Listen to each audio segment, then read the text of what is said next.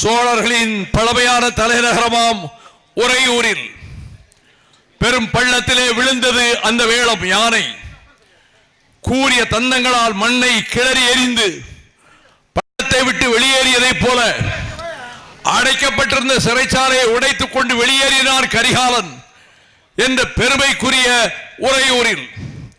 மூண்டெழுந்த முதல் இந்திய எதிர்ப்பு போர்க்களத்தில் எந்த உறையூரில் ராமர்வனத்துக்கு அருகே இருந்து அஞ்சானஞ்சன் பட்டுக்கோட்டை அழகிரிசாமி இந்திய எதிர்ப்பு நடைபயணம் தொடங்கினாரோ அதே பகுதியில் திராவிட முன்னேற்ற கழகத்தின் தலைமையிலான மதச்சார்பற்ற முற்போக்கு கூட்டணியின் வேட்பாளராக தமிழகத்தை ஆளுகிற திராவிட மாடல் நல்லாட்சி தந்து கொண்டிருக்கிற மே 4 வாக்கு எண்ணிக்கை நடந்ததற்கு பின்னரும் இந்த தமிழகத்தினுடைய கொற்ற காவலராக முதலமைச்சராக பொறுப்பேற்க இருக்கின்ற தளபதி மாண்புமிகு ஸ்டாலின் அவர்களினுடைய ஆருயிர் சகோதரராக வேட்பாளராக பொங்கி எழுந்து வருகிற வான மண்டலத்திலே பொற்கிரணங்களை வாரி வீசுகின்ற உதய சூரியன் சின்னத்தில் போட்டியிடுகிற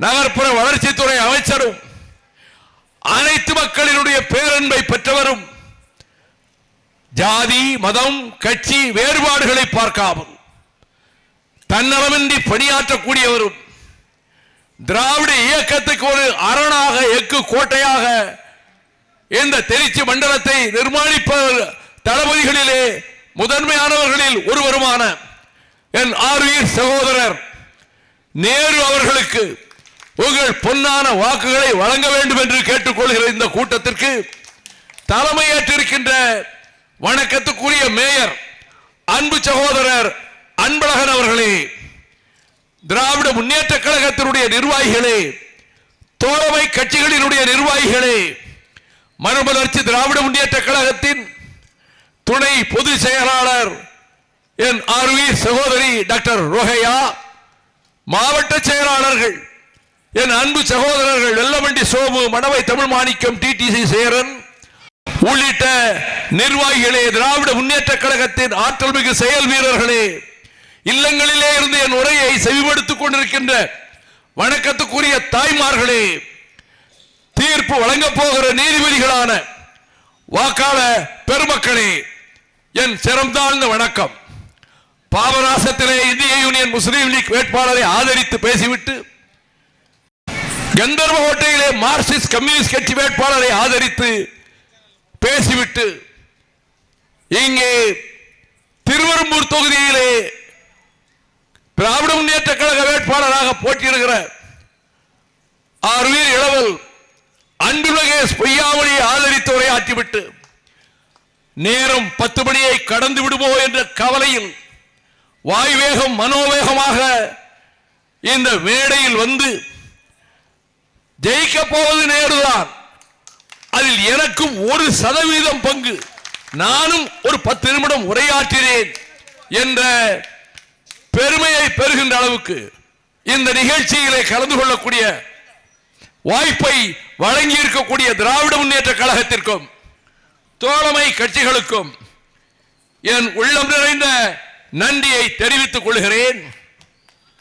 சுயமரியாதை, சமூக நீதி, சமத்துவம், சகோதரத்துவம், மதச்சார்பின்மை, கூட்டாட்சி கருத்தியல் கொண்ட இந்த இயக்கம் திராவிட மாடல் ஆட்சி நடத்துகிற இயக்கம் கடந்த 5 ஆண்டு காலத்தில் கலைஞர் மகளிர் உரிமை திட்டம், கட்டணமில்லா விடியல் பயணம், முதலமைச்சரின் காலை உணவு திட்டம், புதுமை பெண், தமிழ் புதல்வன், நான் முதல்வன், மக்களை தேடி மருத்துவம், வேளாண்மைக்கு தனி நிதிநிலை அறிக்கை, அன்பு சோலை திட்டம், தோழி விடுதிகள், முதலமைச்சரின் தாய் மாணவர் திட்டம், கல்லூரி மாணவர்களுக்கு மடிக்கணினி வழங்கும் திட்டம், 2 லட்சம் உழவர்களுக்கு இலவச மின் இணைப்பு வழங்கியதோடு 1,31,00,000 பெண்களுக்கு 3 மாத கால உரிமை தொகையான 3000 ரூபாயும் கோடைகால சிறப்பு தொகையாக 2000 ரூபாயும் சேர்த்து 5000 ரூபாய் அவர்களது வங்கி கணக்கில் செலுத்திய முதலமைச்சர் தான்.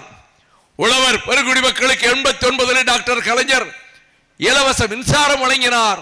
இப்பொழுது மீட்டர் இல்லாத பம்பு செட்டுகளையும் வழங்குகிற திட்டத்தையும் அறிவித்திருக்கின்ற நம்முடைய முதலமைச்சரை இந்தியாவிலே இருக்கக்கூடிய பல்வேறு கட்சிகள் இந்தியா கூட்டணியிலே சந்தித்த வேளையில் நானும் அங்கே போய் கலந்து கொண்டேன்.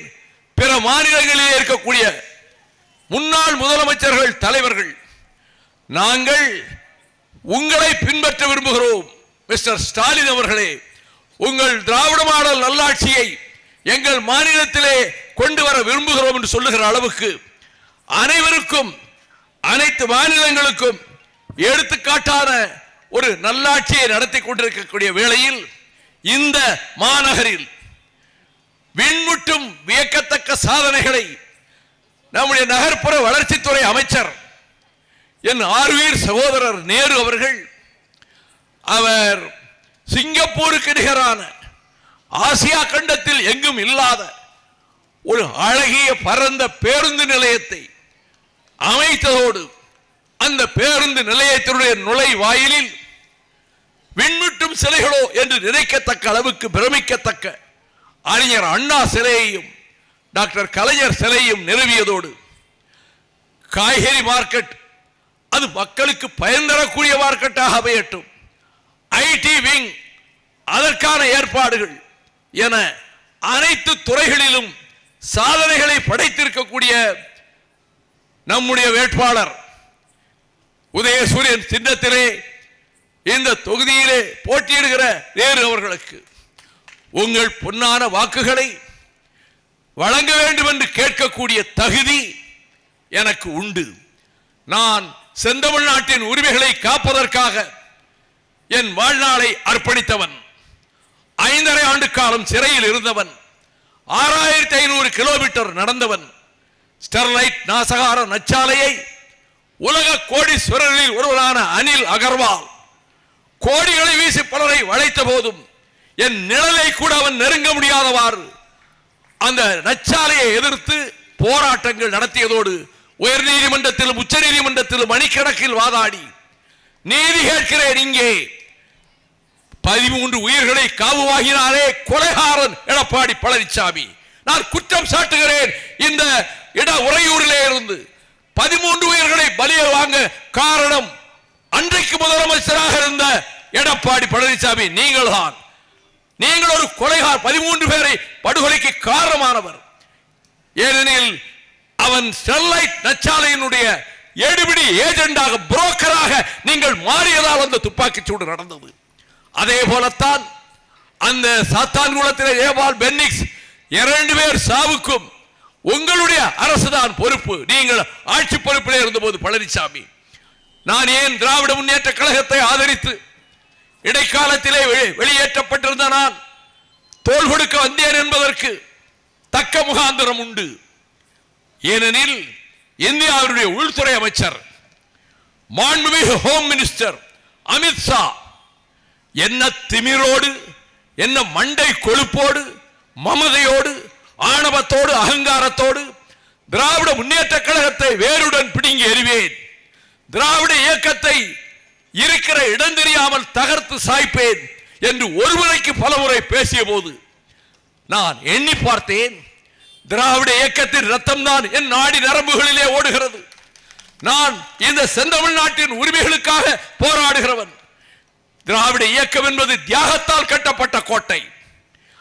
அண்ணாமலை என்ற ஒரு மனிதன் IPS படித்தவன். பரிதாபமாக இருக்கிறது மிஸ்டர் அண்ணாமலை, உங்களை முட்டாள் என்று அழைத்தாலும் தவறாக போய்விடும். உங்கள் அறியாமையை எண்ணி நான் பரிதாபப்படுகிறேன். நேற்றைக்கு சொல்லி இருக்கிறீர்கள் திமுகவை வேரோடு பிடுங்கி எறிவோம் என்று. எவனால் முடியும் அதை செய்வதற்கு? ரத்தத்தால், கண்ணீரால், வியர்வையால் கட்டி எழுப்பப்பட்ட திராவிட இயக்க கோட்டை.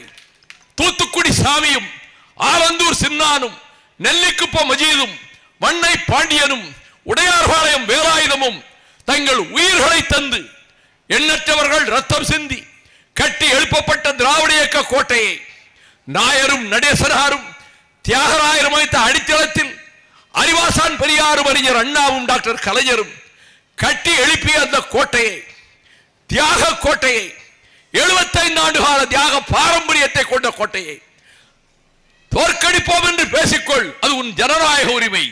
ஆனால் இந்த மண்ணோடு கலந்திருக்கக்கூடிய திராவிட மண்ணோடு கலந்திருக்கக்கூடிய ஒரு இயக்கத்தை அழிப்போம் என்று சொல்வதற்கு உள்துறை மந்திரிக்கு என்ன திமிர் இருக்க வேண்டும்?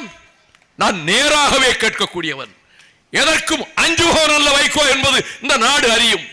ஆகவேதான் நான் முடிவெடுத்து கோயம்புத்தூர் விமான நிலையத்தில் மாண்புமிகு தளபதி ஸ்டாலின் அவர்களை போய் பார்த்து கரம் கொடுத்தேன். அவர் ஆச்சரியப்பட்டார். உங்களோடு தோழமை கொள்ள விரும்புகிறேன். அப்படியா? நிச்சயம் நான் அப்பாவிடம் போய் சொல்வேன் என்றார். போய் சொன்னார். கோபாலபுரத்துக்கு வருமாறு அழைத்தார். நான் கோபாலபுரம் சென்றேன். எந்த மாடி படிகளிலே ஆயிரக்கணக்கான தடவை நான் ஏறி இறங்கியிருப்பேனோ அந்த படிகள் வழியாகவே சென்ற போது பிணிவாய்ப்பட்டு படுக்கையிலே படுத்திருந்த டாக்டர் கலைஞருடைய செவியோரம் சென்று தளபதி ஸ்டாலின் சொன்னார், அப்பா வைகோ வந்திருக்கிறார் அப்பா. 3 முறை சொன்னார். அவர் புருவங்கள் உயர்ந்தன, கண்கள் என்னை உற்று நோக்கின. அந்த கண்களிலே நீர் கசிவதை கண்டேன்.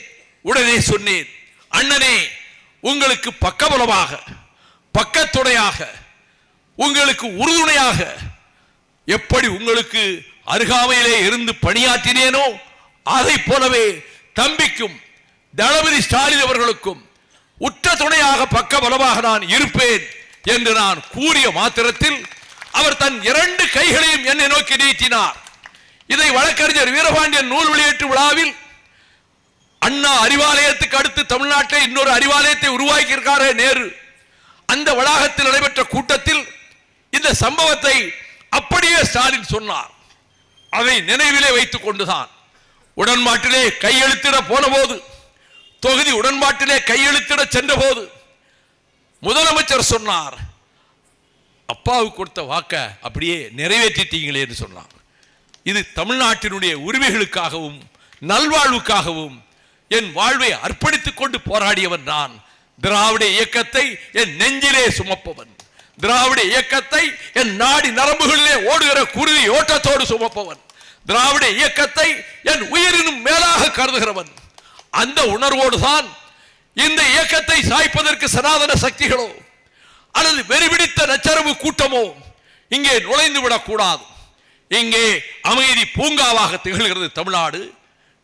தளபதி ஸ்டாலின் நிர்வாகத்திலே இந்துக்கள், முஸ்லிம்கள், கிறிஸ்தவர்கள், பௌத்தர்கள், சமணர்கள், பகுத்தறிவாளர்கள் எல்லோரும் சகோதரர்களாக வாழக்கூடிய இந்த தமிழ்நாட்டை வடநாட்டில் இருக்கக்கூடிய இரத்த கலரிகள் ஏற்படுவதை போல இங்கும் ஏற்படுத்திவிட வேண்டும் என்ற நோக்கத்தோடு வருகிற கூட்டத்தை தடுத்து தகர்த்து தவிடுபடியாக்க வேண்டிய கடமை எனக்கும் உண்டு என்ற உணர்வோடுதான் நான் கரங்கோர்த்தேன். ஓடோடி வந்திருக்கிறேன். அவர் பல்லாயிரக்கணக்கான ஓட்டுகள் வித்தியாசத்திலே நேரு ஜெயிப்பார். இந்த தமிழ்நாட்டிலே அவர் அமைய போவதும் தளபதி ஸ்டாலின் ஆட்சிதான். கூட்டாட்சி அல்ல, கூட்டணி ஆட்சி அல்ல. DMK will form its own government on its own. தனக்கு கிடைக்கிற பெரும்பான்மையிலேயே அது ஆட்சி அமைக்கும். கூட்டணி ஆட்சி என்ற பேச்சு இடமில்லை. என்னை பொறுத்தமட்டில் என் கருத்தை தைரியமாக சொல்வேன். அதற்கு இடமில்லை. அதற்கு உரிய நிலையை தமிழக மக்கள் ஏற்படுத்த மாட்டார்கள். அப்படி பெறப்போகின்ற வெற்றி, நேரு அவர்களுக்கு கிடைக்கின்ற வெற்றி, இந்த திருச்சி மாநகரத்துக்கு அவர் செய்த சேவைகள் திட்டங்களை சொல்வதற்கென்றால் இன்னும் 15 நிமிடங்கள் ஆகும். எனக்கு இருப்பதோ இன்னும் 9 நிமிடங்கள். இந்த 9 நிமிடங்களுக்குள் நான் என் பேச்சை முடித்துக் கொள்ள வேண்டும். எந்த அடிப்படையில் இந்த நேரத்தில், தேர்தல் நேரத்தில் வாக்கு கேட்டு வந்தேனோ அதே நோக்கத்தோடு தான் சொல்லுகிறேன். தமிழ்நாட்டுக்கு எந்த மாநிலத்தில் இல்லாத திட்டங்களை கொண்டு வந்த தளபதி ஸ்டாலின் அரசு தொடர்ந்து நீடிப்பதற்கான தீர்ப்பை தமிழக மக்கள் வழங்குவார்கள், வழங்க போகிறார்கள். நான் நாடு சுற்றி வருகிறேன். எண்ணற்ற தொகுதிகளுக்கு சென்று விட்டு வருகிறேன். எங்கும் உதய சூரியன், உதய சூரியன், உதய சூரியன் என்ற குரல் தான் எழுகிறது.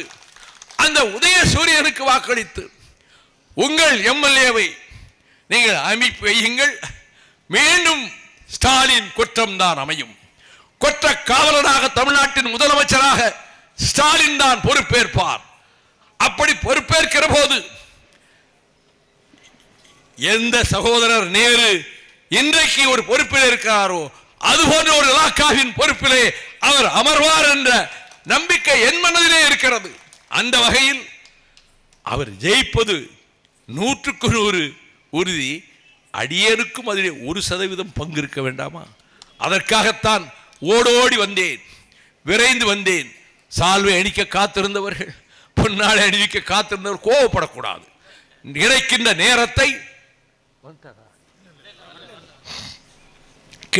நேரத்தை பயன்படுத்திக் கொள்ள வேண்டும் என்பதற்காகவே இந்த நிகழ்ச்சிகளே கலந்து கொள்வதற்காக நான் ஓடி வந்தேன். இன்றைக்கு சட்டமும் ஒழுங்கும் பற்றி பேசுகிற எடப்பாடி பழனிசாமிக்கு அதற்காகத்தான் கேட்டேன். உங்கள் நிர்வாகத்திலே தானே அந்த படுகொலைகள் நிகழ்ந்தன. தமிழகத்தில் சட்டமும் ஒழுங்கும் பாதுகாக்கப்படுகிறது என்பதோடு வேடரத்தத்திலே ஒரு பெண், 11வது வகுப்பு படிக்கிற பெண், அவள் அநியாயமாக பாலியல் பலாத்காரத்துக்கு ஆளாக்கப்பட்டு கொல்லப்பட்டாள். அந்த வீட்டிலேயே போய் காலை முதல் இரவு வரை நான் இருந்தேன். பட்டினி 3 நாளாக பட்டினி இருந்த தாய் தந்தையிடம் பழச்சாறு கொடுத்து பருக சொன்னேன். இந்த நேரத்தில் நான் அதை எண்ணி பார்க்கிறேன். ஸ்டெர்லைட் நச்சாலையிலே படுகொலை 13 பேர் படுகொலை செய்யப்பட்ட போது நான் 6 மணி நேரத்துக்குள்ளாக தூத்துக்குடி நகரத்துக்குள் நுழைந்தேன். எந்த அரசியல் தேர்வு அந்நேரம் வரவில்லை. ஒவ்வொரு வீடாக சென்றேன். ஸ்னோலின் என்கின்ற 11 வகுப்பு மாணவி, பள்ளிக்கூடத்துக்கு போகிற அந்த பிள்ளை தலையில் குண்டடிபட்டு மண்டை வெடித்து மூளை சிதறி மண்ணிலே கிடந்ததை அந்த தாயும் தந்தையும் சோரிலே முட்டி மோதிக்கொண்டு கதறி அழுதார்கள். அதற்கு காரணம் யார்? எடப்பாடி பழனிசாமி. சாஞ்சி என்கின்ற மீனவ சகோதரி தூக்குவாளியிலே சோறு கொட்டி கொண்டு பிள்ளைக்கு கொடுக்க போகிற வழியிலே சுட்டுக் கொல்லப்பட்டு மண்டை சிதறி மடிந்து போனார். இப்படி 13 பேர் கொல்லப்பட்டார்கள். இந்த படுகொலைக்கு அந்த அரசு என்ன காரணம்? ஸ்டெர்லைட் முதலாளி உலக கோடீஸ்வரன், எவரையும் வளைக்கலாம் என்று நினைப்பவன். அவன் மகாராஷ்டிராவில் ஆலை அமைத்தான். அடித்து உடைத்து நொறுக்கி விரட்டினார்கள். எந்த ஸ்டேட்டும் அனுமதிக்கவில்லை. சகோதரி ஜெயலலிதா ஆகிய முதல் மந்திரியாக இருந்தார். அவரிடம் வந்து கேட்ட ஒரு வாரத்தில் லைசன்ஸ் வாங்கி தூத்துக்குடியிலே ஆரம்பித்தான். எண்ணற்ற உண்ணாவிரதங்கள், எண்ணற்ற நடைபயணங்கள், கோர்ட்டிலே வழக்கு. சுப்ரீம் கோர்ட்டிலே நான் பேச எழுந்தபோது அரிமா சுந்தரம் சிபி ராமசாமையரின் பேரன், யாரை வேண்டுமானால் வாதாட அனுமதியுங்கள், வைகோவை அனுமதிக்க கூடாது என்றார். ஏன் என்று கேட்டார் நீதிபதி. அவர் தேவையற்ற பிரச்சனைகளை கிளப்புவார் என்றார். நான் உடனே நீதிபதியை பார்த்து கேட்டேன், my lords, the blood spilled on the soil of Tuticorin craves for justice in the Supreme Court. சிந்தப்பட்ட ரத்தம் தமிழர்களின் ரத்தம் இந்த உச்ச நீதிமன்றத்திலே நீதி கேட்கிறது. என்னுடைய ரிட்மன் 2 இங்கே கிடப்பிலே இருக்கின்றன என்றேன். என்னுடைய மனுக்களையும் ஏற்றுக்கொண்டு ஹைகோர்ட்டுக்கு அதை வழக்கை அனுப்பி அங்கே 3.5 மணி நேரம் நான் வாதாடி இருக்கிறேன். வெற்றி பெற்றிருக்கிறேன். ஸ்டெர்லைட் நச்சாலையை விரட்டி அடித்திருக்கிறேன். பென்னிக்கு கட்டிய முல்லை பெரியார் அணையை காக்க 11 ஆண்டுகள் போராடி 10 லட்சம் மக்களை திரட்டி அந்த பென்னிக்கு அணையை கட்டி காத்து மதுரைக்கும் குடிக்க தண்ணீர் 85,000 ஏக்கர் பாசனத்தை பாதுகாத்து கொடுத்தவன் என்ற தகுதியோடு நெய்வேலி நிலக்கரி நிறுவனம் வடநாட்டு பெருமுதலாளிகளுக்கு தாரை வார்த்து கொடுக்க இருந்ததை தடுத்து நிறுத்தி எடுத்த முடிவை வாஜ்பாய் மாற்றிக்கொள்ள செய்தவன் என்ற தகுதியோடு இந்த இடத்தில் இங்கே வாழக்கூடிய ரயில்வே தொழிலாளர்களுடைய நலனில் அக்கறை கொண்டு பாடுபட்ட அந்த தகுதியோடு தமிழ்நாட்டினுடைய வாழ்வாதாரங்களை காக்க துடிந்தவன் என்பதோடு நான் நாடாளுமன்றத்திலே இந்த இந்திய எதிர்ப்பு போராட்ட களம் அமைந்த உரையுரையில் சொல்லுகிறேன். இதே உள்துறை அமைச்சர் உட்கார்ந்திருந்த போது சொன்னேன், தமிழிலே சொன்னேன். அப்பொழுதுதான் உரைக்கும் என்று கருதி, எப்பக்கம் வந்து புகுந்து விடும் இந்த எத்தனை பட்டாளம் கூட்டி வரும், அற்பம் என்போம் அந்த இந்தியனை கண்ணன் கிளிபட நேரும், வந்த கட்டாய இந்தியை வெட்டி புதைப்போம். இதை திரும்ப ஆங்கிலத்திலே மொழிபெயர்த்து சொன்னேன். அப்படிப்பட்ட வீரம் செறிந்த வரலாற்றுக்குரியவர்கள் நாங்கள். இங்கே அதை திணிக்க விடமாட்டோம்.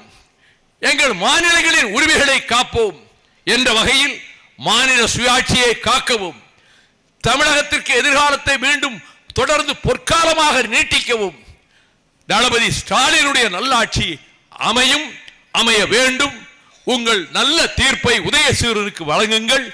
என் ஆருயிர் சகோதரர் நேரு உங்களால் தேர்ந்தெடுக்கப்பட்டு சட்டமன்றம் செல்வார்.